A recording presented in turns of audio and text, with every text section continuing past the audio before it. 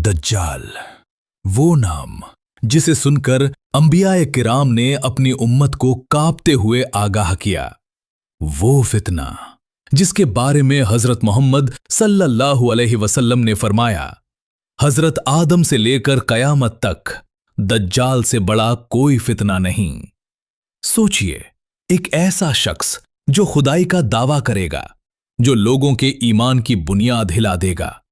वो एक आंख से काना होगा, उसकी पेशानी पर लिखा होगा काफिर, और हर सच्चा मोमिन उसे पढ़ लेगा, चाहे वो पढ़ना जानता हो या नहीं। उसके एक हाथ में होगी जन्नत और दूसरे में दोज़ख, लेकिन हकीकत उल्टी होगी।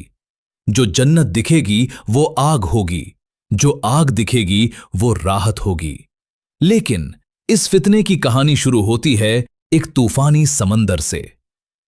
एक कश्ती लहरों से जूझ रही थी, आसमान काले बादलों से भर चुका था, हवाएं गरज रही थीं। ये सफर था तमीम अंसारी का। वो उस वक्त तक इस्लाम कबूल नहीं किए थे, एक नसरानी ताजिर जो अपने साथियों के साथ समुद्री सफर पर निकले थे।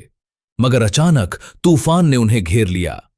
लहरें पहाड़ों जैसी उठीं, कश्ती अपना रास्ता भूल गई। तूफान एक दिन नहीं, एक हफ्ता नहीं, पूरा एक महीना चलता रहा। और फिर दूर एक जजीरा नजर आया। थके हुए मुसाफिर वहां उतरे। उन्हें क्या पता था, वो कयामत की सबसे बड़ी निशानी के करीब पहुंच चुके हैं। जैसे ही वो टापू के अंदर बढ़े, उन्हें एक अजीब मखलूक दिखी। ना पता चलता था मुंह किधर है, पीठ किधर है, पूरा जिस्म बालों से ढका हुआ। वो जोर से बोली, मैं जस्सासा हूं। उसने कहा, इस जजीरे में एक शख्स है जो तुम्हारा इंतजार कर रहा है। तमीम और उनके साथी सहम गए। उन्हें लगा शायद ये कोई शैतानी चीज है, लेकिन फिर भी वो आगे बढ़े, एक किले की तरफ धीरे धीरे अंदर दाखिल हुए। और अचानक उन्होंने देखा एक बहुत बड़ा जिस्म वाला आदमी, हाथ गर्दन से जंजीरों में बंधे हुए, पैर लोहे की बेड़ियों में जकड़े हुए, दो घुटनों के बीच लोहे का भारी टुकड़ा। तमीम कहते हैं, हमने उससे बड़ा जिस्म और इतनी सख्त कैद कभी नहीं देखी। वो आदमी उन्हें घूर रहा था। फिर उसने पूछा, मुझे अपने बारे में बताओ, तुम कौन हो? तमीम ने जवाब दिया, हम अरब लोग हैं, समंदर में तूफान आया और यहां आ लगे। वो शख्स ध्यान से सुनता रहा। फिर उसने सवाल किया, बैसान के खजूरों का क्या हाल है? वो फल दे रहे हैं। वो बोला, करीब है, वो फल देना बंद कर देंगे। फिर पूछा, तबरिया की झील में पानी है? हां, वो पानी से भरी है। वो बोला, करीब है, वो सूख जाएगी। और फिर सबसे अहम सवाल, उम्मियों के नबी का क्या हाल है? तमीम ने कहा, वो मक्का से निकलकर मदीना आ चुके हैं। क्या अरब ने उनकी इताअत की?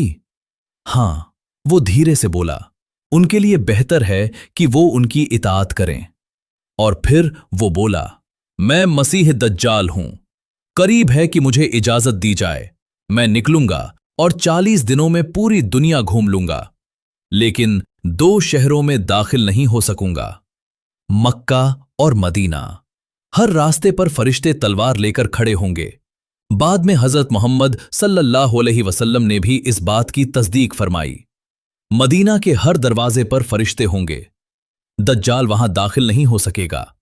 रसूलुल्लाह सल्लल्लाहु अलैहि वसल्लम ने उसकी शक्ल का जिक्र करते हुए फरमाया, वो एक आंख से काना होगा, उसकी पेशानी पर लिखा होगा काफिर, हर मोमिन उसे पढ़ लेगा।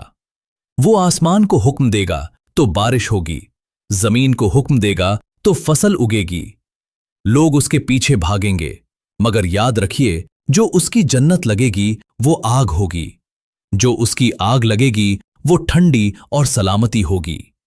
नबी सल्लल्लाहु अलैहि वसल्लम ने फरमाया, अगर तुम में से कोई उसे पाए तो उसकी आग में कूद जाए, क्योंकि वही असल में ठंडक होगी।